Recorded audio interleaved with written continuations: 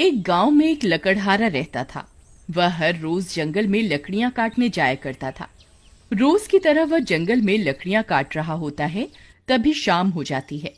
अरे ये क्या, आज तो समय का पता ही नहीं चला। अगर रात हो गई तो मैं बहुत बड़ी मुसीबत में फंस जाऊंगा। फिर वह घर की ओर वापस लौटने लगता है, तभी जोर जोर की बारिश होने लगती है। अरे ये क्या, ये अचानक से बारिश कैसे होने लग गई। थोड़ी देर उस पेड़ के नीचे रुक जाता हूँ। वह जल्दी से उस पेड़ के नीचे जाकर खड़ा हो जाता है। तभी उसे अजीब अजीब सी आवाजें सुनाई देती हैं। अरे ये कैसी आवाजें हैं। हे भगवान, मुझे लगता है आज मैं बहुत बड़ी मुसीबत में फंसने वाला हूँ। तभी बारिश रुक जाती है और वापस वह अपने गांव की तरफ चल देता है। तभी उसे महसूस होता है कि कोई उसका पीछा कर रहा है। वह बार बार मुड़ मुड़ के देखता है, लेकिन उसे पीछे कोई दिखाई नहीं देता। फिर वह आगे की ओर चल देता है। तभी पीछे से कोई उसका नाम पुकारता है, बिरजू, बिरजू, कहाँ जा रहे हो? बिरजू, बिरजू। वह बहुत डर जाता है। वह फिर से पलटकर देखता है, लेकिन वहां कोई नहीं होता। फिर उसे गांव वालों की बात याद आती है, जो अक्सर कहा करते थे कि अगर जंगल में रात होने पर तुम्हें कोई पीछे से पुकारे तो पलटकर नहीं देखना। हे भगवान, आज तो मैं बहुत बुरा फंस गया। अब चाहे कुछ भी हो जाए, मैं पलट के नहीं देखूंगा।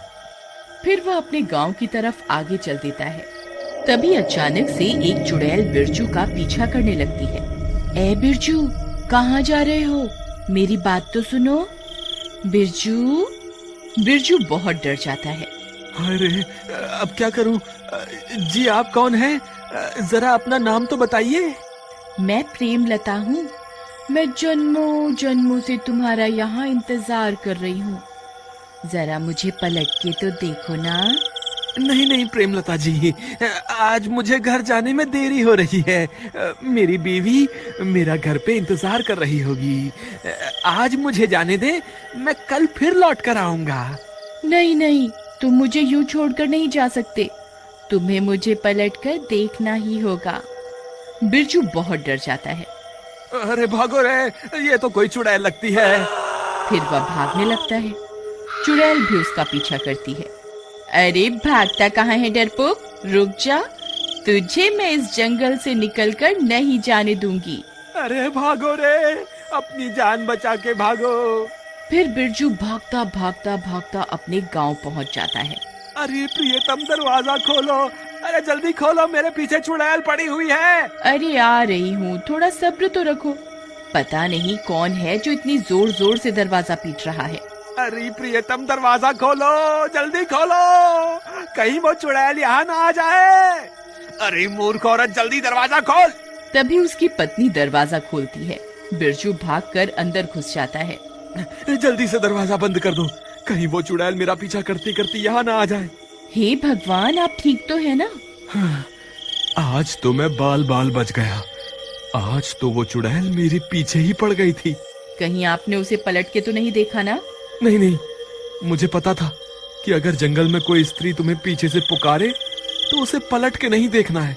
लेकिन आपको तो लकड़ी काटने रोज जंगल जाना ही पड़ता है। अब आप कल क्या करेंगे? अगर आप लकड़ियां काट कर नहीं लाएंगे तो शहर में जाकर बेचेंगे क्या? मुझे लगता है इस चुड़ैल की वजह से तो हमारी रोजी रोटी ही छिन जाएगी। तुम घबराओ मत, ऐसा कुछ नहीं होगा। मैं इस चुड़ैल के डर से जंगल से लकड़ियां लाना नहीं छोड़ूंगा। लेकिन इस चुड़ैल ने कल फिर आपके ऊपर हमला कर दिया तो फिर आप क्या करेंगे? तुम घबराओ मत, मेरे पास एक तरकीब है। तुम अब जाकर सो जाओ, रात बहुत हो गई है। फिर उसकी बीवी कमरे में सोने चली जाती है।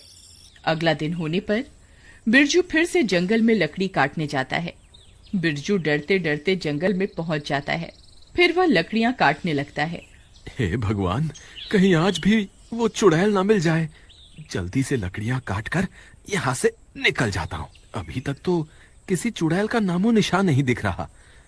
एक काम करता हूँ, कल के हिस्से की लकड़ियां भी आज ही काट लेता हूँ, ताकि मुझे कल वापस जंगल ना आना पड़े। फिर वह ज्यादा लालच के चक्कर में और लकड़ियां काटने लगता है। तभी अंधेरा हो जाता है